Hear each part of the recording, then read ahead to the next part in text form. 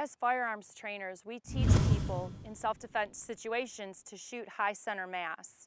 On a target, on a humanoid target, that means right across here, high center mass. That's where your vitals are.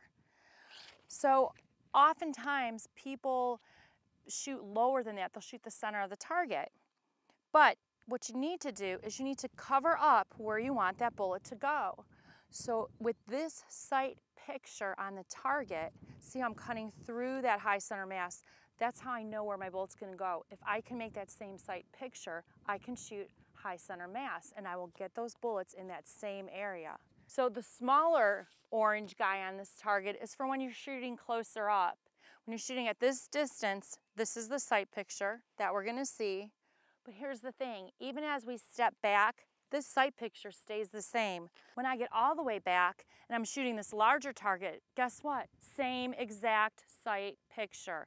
High center mass, I'm covering up where I want the bullets to impact.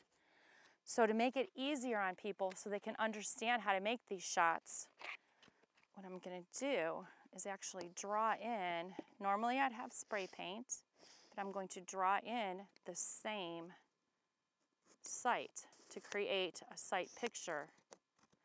And when I shoot, I'm going to shoot right over top of it. I'm going to line my sights up right over top of it. And then I'm going to do the same thing. I'm going to line it up and I'll have my sights set right here because I want to cover up where I want the bullets to impact. And even though I'm farther back, I'm still going to have the exact same sight picture. I have my sight pictures drawn on the target. Now it's time to shoot the drill. I'm going to go get my eyes and ears. So I've set up my distances at 40 feet and between 9 and 10 feet. And I'm going to come all the way up here to the front one, and that's where I'm going to engage the smaller target. So looking at the target, I aim in. I'm actually lining up my sights right over the sights that I drew on the target. I'm pressing the trigger straight into the rear. I'm going to make multiple shots with the same sight picture that I created right over top of it. Oh, got a bad one in there. So I actually started to create a group.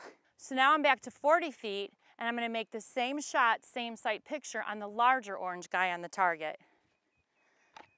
So line up my sights right over top of the sights that I had already drawn on there. And if I keep them over top, and if I'm able to press the trigger straight into the rear, so as not to disturb the sights, keeping a nice grip, I can just keep shooting at it, creating the same pressure, the same trigger press each time, and I should be making somewhat of a group down at the bottom and the bigger guy. So here's my target. As you can see, the shots went where I wanted them to go. I lined my sight up right over top, created the same sight picture, except for this one little bullet that made its way out of there. And that was because my lack of follow through. When I shoot, my finger stays on the face of the trigger. I come through the slack every time to what I call the pressure wall, what we call the pressure wall, and then I take my next shot. This little guy, that was lack of focus with my follow through. But that's how you get it. You create the same sight picture and press the trigger the same way every time. If you look at where I was farther back, sure, my shots are more spread out, but boy, if that was a bad guy, I think I would have him down with those shots. And they're all within a good area. We've got the high center mass shots. So what's important when you're shooting a gun? What's important when you want to hit a specific area? You have the right sight alignment and sight picture, and you know how to press your trigger and follow through.